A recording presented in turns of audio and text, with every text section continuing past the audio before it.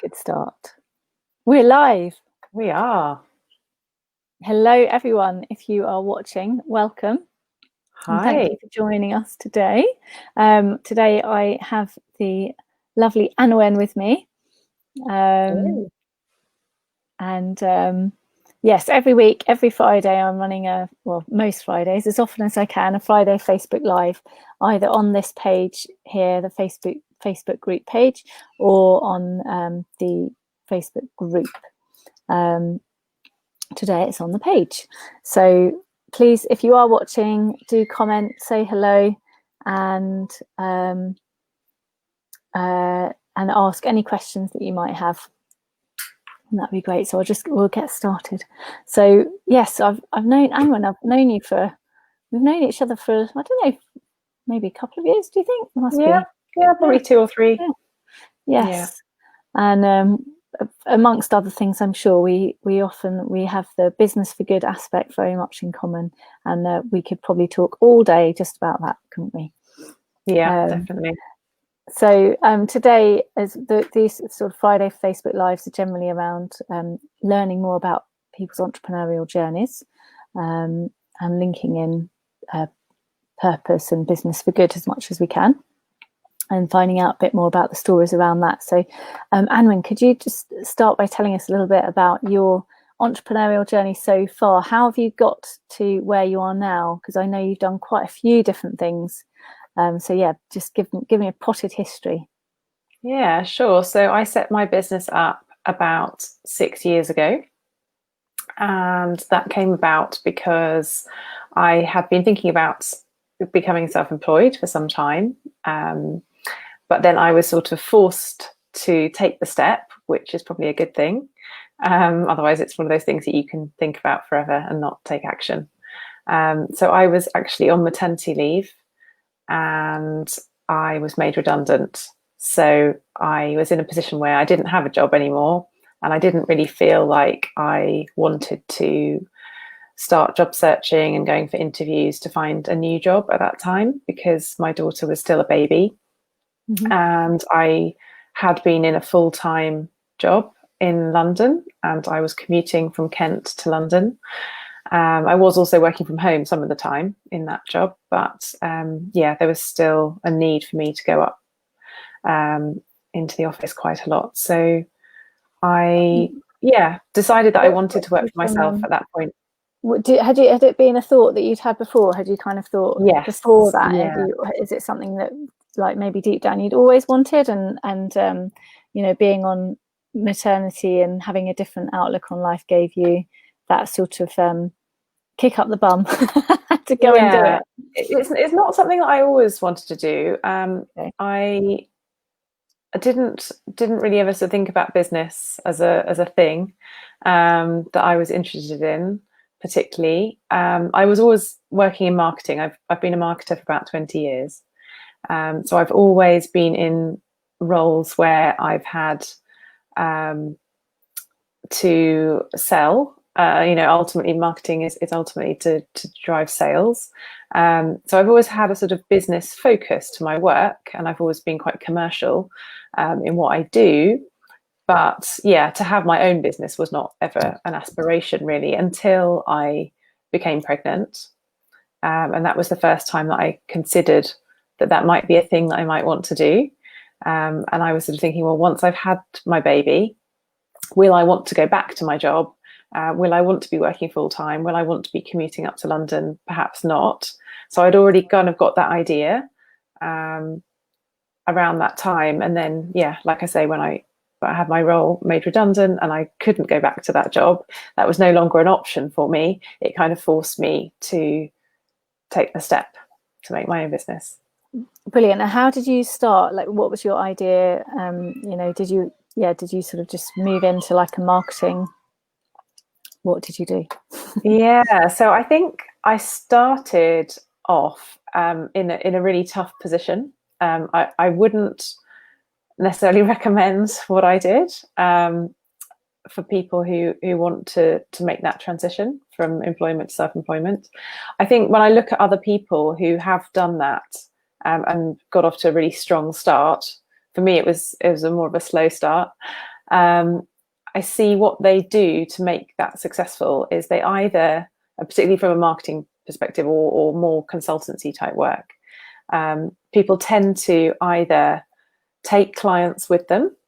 So when they maybe leave an agency and they've already got relationships, they will then go off and set up on their own, and some of those clients will follow them because the relationship's really strong. I wasn't in a position where that could happen because I was working in-house. I wasn't in an agency at the time of my last role. So I didn't have any clients to take with me. Or I think people will start off kind of freelancing. So they'll maybe have like one or two clients that they've already got relationships with, or sort of a network that they can draw on to get some freelance work to get them started. And then they'll build a business out of that. Again, I wasn't in a position to do that. So I had no freelance work at the start. Or I think people sometimes will have savings put aside, and then they'll kind of decide to make the leap to self-employment, and then they'll use some of that money as kind of seed capital or sort of startup money to launch themselves, and, you know, maybe invest in some promotional activity or advertising or something to kind of announce that they've started a new business, and then that will bring them some of their first clients. So yeah, I really started from scratch. Like I had no existing kind of freelance work as a foundation. I had no clients at the beginning, sort of from any other previous work, and I had no money to really put into an advertising campaign or any kind of launch. So I decided that from the beginning, I didn't really want to freelance. I didn't want to sell time for money and do like an hourly rate or a day rate, because for me that just felt like just having a job, but in another guise. And so I was quite clear from the beginning that I wanted to have a different kind of business, not just sort of freelance type work. So I basically just did a lot of networking in the early days. I still do a lot of networking now. I still enjoy meeting new people and continuing to build relationships with people that I already know. But yeah, I did a lot of networking in the early days just to get out there and meet people. And I did a lot of speaking, which I also still do. So talking to business groups about what I do and how they can make their marketing more fruitful. And tell me a bit more about what you do. Yeah, so what I do is helping people make their marketing more fruitful. So I'm a marketing strategist. I help people create a marketing strategy for their business.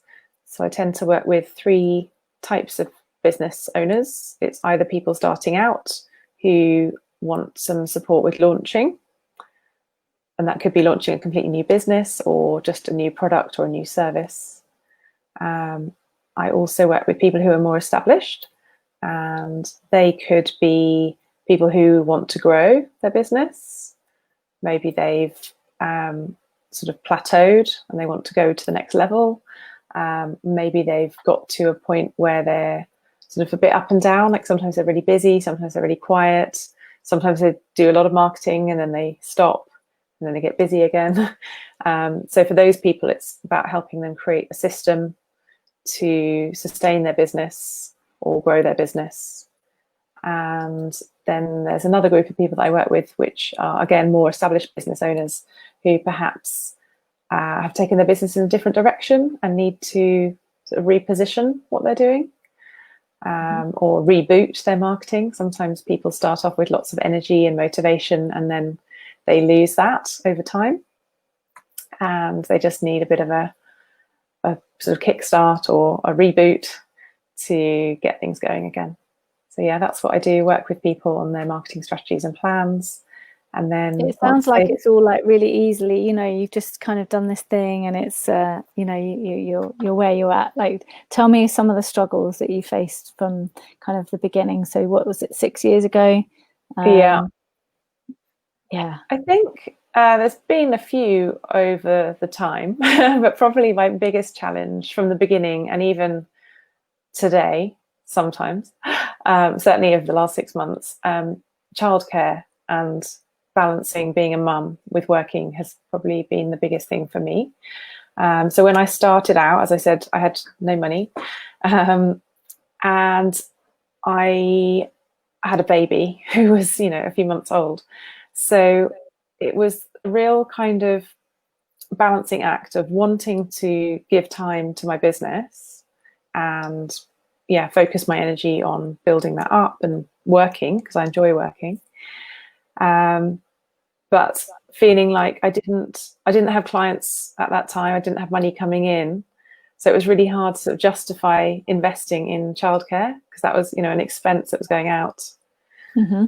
I hear you. But sort of that chicken and egg thing of like, I have to have help with looking after my daughter because I can't do it all myself. How long did it take you to get from kind of like from zero to, something where you were earning like, earning a consistent income, if you're even, is that even a thing? I think so many people struggle with that. But was there a turning point that you moved from kind of like to getting from sort of nothing to like getting some kind of consistency with cash flow? I would say I've had fairly consistent cash flow from the beginning, which is good. How? Tell me how. Fairly, but it's been very slow burn and kind of slow growth. Yeah. And it did take me a while to really become profitable, because there was quite a lot of costs in the beginning. It depends how you look at it, really, I guess. I suppose I would say 3 years was a big turning point in terms of profitability. But I was, earning from the beginning. I decided I wouldn't do work for free, although I did do some sort of skill swaps in the early days. But I did ask people to pay me for work from the beginning. I've slowly increased my fees and prices over that time. I was charging a lot less at the start. Okay. And doing, like I say, some sort of swaps and things. So I wasn't always getting money in the bank every time I was working. But it sort of slowly built up over time. And then, a lot of those startup costs and things that I invested in started to pay off, I would say, around the 3-year mark was when I could really see that. What sort of things did you invest in? I was more consistently profitable. What kind of things did you invest in? So in the early days, I did quite a few exhibitions. So I paid for a stand at some local trade fair type or business fair events, which just gave me the opportunity to meet a lot of people very quickly. So rather than going to lots of small networking events and making sort of a few new connections each time, I was quickly able to meet larger numbers of people. That also gave me the opportunity to speak to a larger audience and sort of do workshops and presentations. I spent a bit of money on that in the first 2 or 3 years. I joined a few networking groups as well, so there was sort of membership subscription fees for those things. And then just things like website hosting and domain names and things like that cost money. And is there anything that you, looking back, you think that you, on reflection, would have invested in, or that you really wish you hadn't? Not really. I do think that everything I've chosen to do has provided something useful, whether that's connections or learning for me. So there's nothing that I feel has been a waste of money. No, I suppose you've got a bit of an advantage because you're I think so. I think that is one of the biggest problems that, I know I've done knowing what to spend money on. Well, knowing what to spend money on, but also, because I know just from my own, with the travel business I had, we spent an absolute fortune on exhibitions, and if you're not really clear about who your market is and what you're offering, it's a complete waste of money. And absolutely, I think because you're in marketing, you kind of know you're already really clued up in terms of really understanding your audience and what the messages are. So I suppose maybe that's a key thing that people here's a plug for you, really, that they really need to invest in at the beginning is the marketing to help them to get that right. Because then their money is going to be invested much more wisely. Yeah, I have a lot of people come to me after they've spent a load of money on advertising that hasn't worked. And that's sort of frustrating for them and disappointing to see. So yeah, that's very true. So yeah, I can't think of anything that I feel was a bad investment or a waste of money. And to be honest, I can't really think of anything that was missing either. Like, I feel like I did everything I needed to do. That's brilliant. So well done you. Be more like that Anwen, sounds a bit smug. No, it's great. And what so I know there was also kind of other things that you did other than marketing. So I know that you had quite a big involvement in like creating a co-working community. Yeah. Was that since when was that? Tell me more about. Well, that was my first business idea. So around that time that I was thinking about becoming a business person myself, my original idea was to set up a co-working space. And I also still wanted to do marketing. So my vision was that I would run the co-working space part of my time, and then part of my time I'd do marketing. And I would base myself in the co-working space, and that would allow me to make connections with people for growing my business. So I kind of thought the two businesses would work alongside each other really nicely. So yeah, when I was on maternity leave, I did actually set up the first co-working space in Maidstone. So I'd come from working in a company in London that was part of the very first co-working space in London.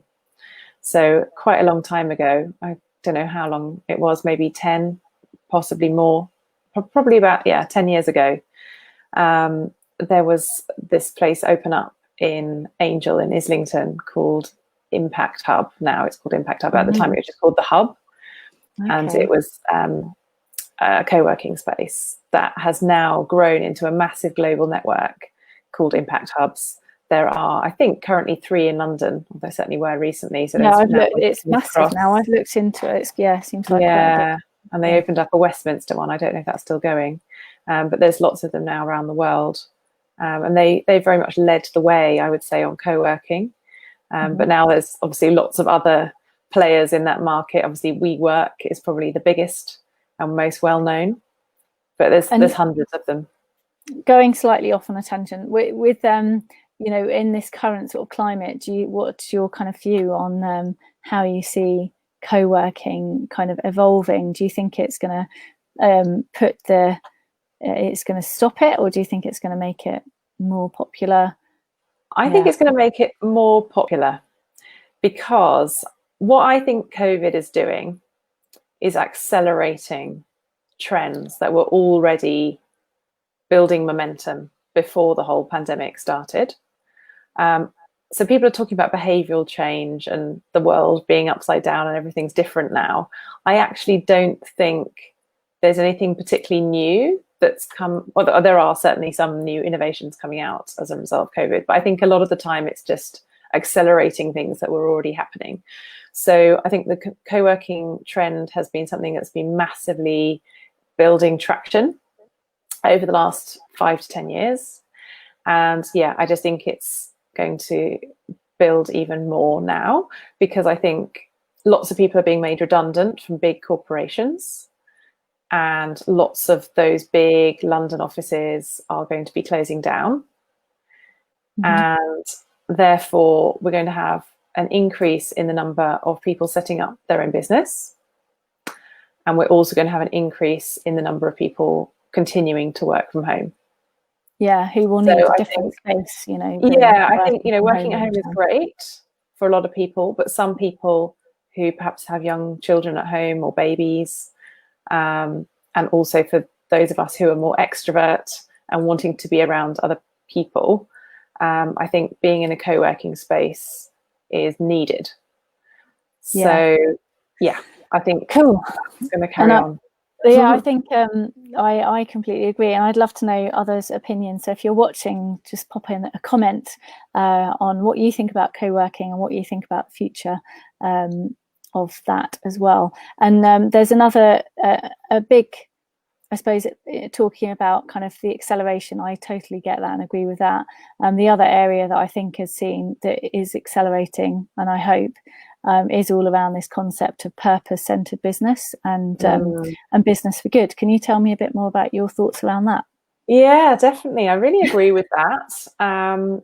I think that the last few months for lots of people have been really challenging, and it's kind of put people's lives into perspective. I think some people have been questioning the meaning of their work. You know, for people who are not particularly engaged with their work, this has probably been a time for them where they've perhaps been thinking, why am I doing this? And do I really want to do this anymore? if they can't really see the value of it, beyond just giving them a paycheck at the end of the month. I think people are looking for more meaningful, fulfilling work that obviously pays them well, but gives them more than that. Mm-hmm. So yeah, I think. What about from a business owner's perspective? Like, sorry, Anwen, from a business owner's perspective, do you think that it's something? What about established business owners who have been kind of going for, they've been in business for a long time? Do you think it's something that, I suppose, how do you think they would react to? Yeah, and I think people who run their own business, I've seen loads of really nice examples of people giving back to their community or kind of going above and beyond what they would normally do. So, people giving discounts or special priorities and benefits to key workers, people giving to all sorts of kind of community initiatives and looking for ways to be helpful at this time. So yeah, I think that's already happening. People are looking for ways that their business can give back more, and whether that's through donating time, staff time, to volunteering, whether it's donating services or products, or giving discounts, or whether and it's... how would you link that? I'm just thinking about kind of the marketing bit here and that sort of side of things, like, because there's something sort of not quite right about the idea of, like, using those sort of messages for marketing for that sole purpose. But like, what advice could you give to a business around, like, say, embedding the idea of business for good within a business, more within marketing, and how that can be useful? Yeah, I think it's one of those things that needs to be handled with care and sensitivity, because if you are seen to be jumping on the bandwagon, it can just be seen as, virtue signaling, and it can come across as a bit cynical. So it has to be done with integrity. And I think what that means is really about your intention. So if your intention is just to make your business more profitable, to make you more money, there's a sort of greedy, money grabbing reason behind what you're doing, people can sense that, and that comes across. If you are supporting this kind of messaging because you believe in it and you think it's important for your business to play a part in making the world a better place, then I think people sense that as well. So I think it really just comes down to what your intention is, and whether you have integrity, and whether you are genuinely balancing a need to make profit, because businesses do need to make profit, obviously, to survive. You need to cover your costs, and you do need to generate a bit of a surplus to sustain you. But I think that mustn't be at the expense of treating people well and caring for the planet. So it's just about balancing all those three aspects, making sure your business is profitable, but genuinely caring and treating people well, and also having a respect to the planet. And what advice would you give to a business who maybe is like really struggling at the moment, and they're kind of, maybe they would be saying they need to batten down the hatches, or they've got to really tighten up, and what advice could you give to them in terms of incorporating like why purpose maybe and that whole aspect of business for good is maybe more important now and at that time in business than ever? Like, do you think there's an argument for that? Yeah, definitely. I do get that sometimes if people feel like they're under a lot of pressure just to make their business survive, they're in that kind of survival mode, it does become very sort of restrictive. It kind of limits your thinking, and you can become very focused on, oh my goodness, we just need to get our next sale, our next customer. What are the numbers today? What are the numbers looking like for tomorrow? It can really kind of shrink your perspective. And when you're in a good time, when things are doing really well, that's when it can feel easier to think about, okay, well, how can we give back more, or how can we do more to support our local community or other kind of worthy causes around the globe. It can feel easier to be more expansive with your thinking in the good times. But I think it's really important to continue to challenge yourself if you can. If you do have that little bit of extra energy that you can give to thinking about this, to take you beyond that short-termist kind of thinking of survival mode. I think it is really important because ultimately I think customers are demanding this more and more of the businesses that they're choosing to buy from. So just before we came onto the call, actually, I was looking again at the Chartered Institute of Marketing's definition of marketing. And I quite often talk about this in my programs that I run. I just give a little explanation about what actually marketing is, because a lot of people don't really have a clear understanding of that. Everyone has their own view on what it is. But I really like the Chartered Institute of Marketing's definition, and it's interesting to see how it's changed over time. So back in the 70s, it was a very short definition. It was one line, and it was basically all about finding customers for your business. That's what marketing is. And then about 10 years ago, they updated it, and it's now a much longer definition. It's actually a whole paragraph of text, and it's much more expansive and sort of open now. And it talks in there about how marketing is about creating value through your business. It's about satisfying customer needs and demands and creating positive change in the world, and creating sustainable business. And I really like that new definition. And I think it, just reflects how the world has changed over the last 30, 40 years. And the fact that people are looking for a relationship with the business that they're buying from. They're looking for something beyond their basic needs to be met. So we've had a really good example this week in the news, haven't we, with Oatly, the oat milk. You know, yes, on a basic level, that's fulfilling a very basic human need for nutrition or food and drink, you know. And they've got a whole community of customers who really love the product because it's healthy, it's a plant-based milk alternative, and it's sustainable, like the way that they produce that product. And for those who don't know, it has recently been sold to an investment company which has been funding the deforestation of the Amazon. And so a lot of people understandably are upset about this, the fact that this, you know, very virtuous Oatly brand is now aligned and owned by this big investment company with somewhat dubious interests. So where am I going with this? So yeah, basically with the Oatly product, on a basic level, it's fulfilling a human need for milk.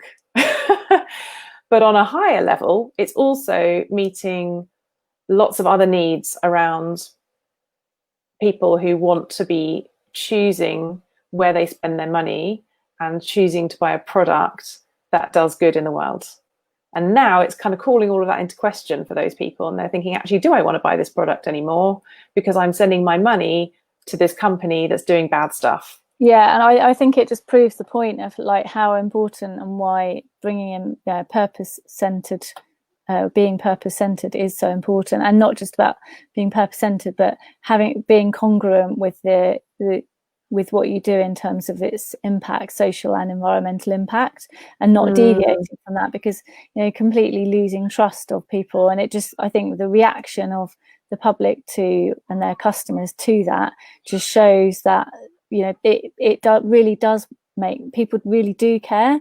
And I think again with the pandemic that it's raised a lot of the profile of the environmental impacts that we have on the world through travel. And obviously there's Extinction Rebellion, which have done loads and loads of stuff recently that have raised the profile of that as well. I just can't see how businesses can survive in the future without being focused on this impact. And that's my little girl in the background. Totally agree. And that's what I think is really interesting about this. That customers are going to always have the basic needs for food, shelter, warmth, clothing, all of those things. Social interaction is maybe sort of like the next level up on the Maslow's hierarchy of needs. So it's not necessarily a basic need, but we do need to go out and socialize and connect with our friends and family, and have relationships with people. So any business that's kind of helping on those levels is always going to be needed. But increasingly, I think people have a choice about whether they choose this business, this product or this product. And if it can meet the basic needs as well as some of the higher needs around caring about the community, caring about the world, caring about the planet. I think how we express ourselves and our values, then those are the choices that people are going to have to make. And that's why it's important from a marketing perspective. It's about differentiating your brand in the market, showing what you stand up for, what you believe in, which is about building your brand, really. Showing how you live your values. That's what I think the link is with marketing, but it has to be done with integrity, as I said earlier, not just to pay lip service. And for people that would like to learn more about this whole concept that we're talking about here, and how businesses can survive and thrive in the future through incorporating purpose and incorporating positive social and environmental impact, there is something that you've been up to with that I'm involved in as well, that I would, if you could just tell our listeners a little bit more about that and how they can get involved with that would be fabulous. Yeah, definitely. So we are collaborating on a really exciting series of events this autumn, which are all going to be online. So these are being run under the banner of Bright Minds in Business, which is a collaboration that I run. And we are going to be doing 3 events all about business as a force for good via Zoom, as a sort of lunch and learn style event. So they're going to be on the first Wednesday of the month, every month from October through till December. It's going to be 12:30 till 2. So hopefully you can just grab a sandwich and tune in at your desk via Zoom. And the theme of the events is Pathways to Greater Purpose and Profit. So it's all about how you can have more impact through your business, but also generate more income. And the first event on the 7th of October is about charity and SME partnerships. We've got 3 really great speakers lined up. They're each going to give a short presentation to kick us off and give us some inspiration, show us how they're leading the way in their businesses. And then we're going to break out into some discussions and encourage people to share their own experiences and insights and think about how they can apply some of the learnings from the speakers' examples into what they're doing. So on the 7th of October, we are really excited that we've got Paul Dunn, who I know has spoken here with your group before, Catherine. But he's coming back to join us for that on the 7th of October. He's going to be talking about an inspiring speaker. So if you're listening, great speaker. He is brilliant. So yeah, And the next one that you've got is also brilliant. So tell me more about. Yeah. So then we've got Fran Borman from Goal 17. She's going to be talking about the work that she does. And then we've also got Mike Ward, who is the CEO of Inspire Schools and the KM charity team, talking more on a local Kent level about some of the local Kent-based charities and how Kent businesses can support them through his organisation. So yeah, that's going to be really exciting. I think, as I said, there's lots of people with small businesses in Kent who are already doing some really great work to support their local community and to give back on a global level. We just want to share more of the ways in which people can do that, really, and make it easier for people to step up and give more and get some inspiration, really. So that's the 7th of October event. It's on sale now on Eventbrite. So if you just search for Pathways to Greater Purpose and Profit, or if you search for Bright Minds in Business, that should come up on Eventbrite. And I'll post the link in the comments when we finish this chat in a minute. And then on the 4th of November, we're going to be talking about alternative business models. We've got Jenny Kitchen, who's CEO at Yo-Yo. They're a creative design agency in Tunbridge Wells. She's going to be talking about her journey to registering her business as a B Corp. And we've got a couple of other speakers in the pipeline that we haven't confirmed yet, but that will be coming soon. And then the final event on the 2nd of December will be about recruiting and retaining talent. So how can you get great people into your team to grow your business, but also do that in a way that gives back more to your local community and gives more career development opportunities and training opportunities for people. So yeah, really excited about this series.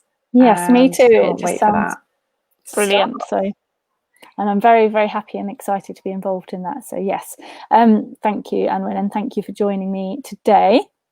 Mindful that we've gone a little bit over time, which was kind of to be expected. Yeah, we should wrap up. If anyone does have any questions or comments, please do post in the chat, and we will come back and have a look at those later as well. So yes, we shall say goodbye. So thank you so much for joining us today, and we'll see you soon. See you on the next Friday for the next Facebook Live, and when we kick off our first event on the 7th of October. Yeah, brilliant. All right, bye. Thanks, bye.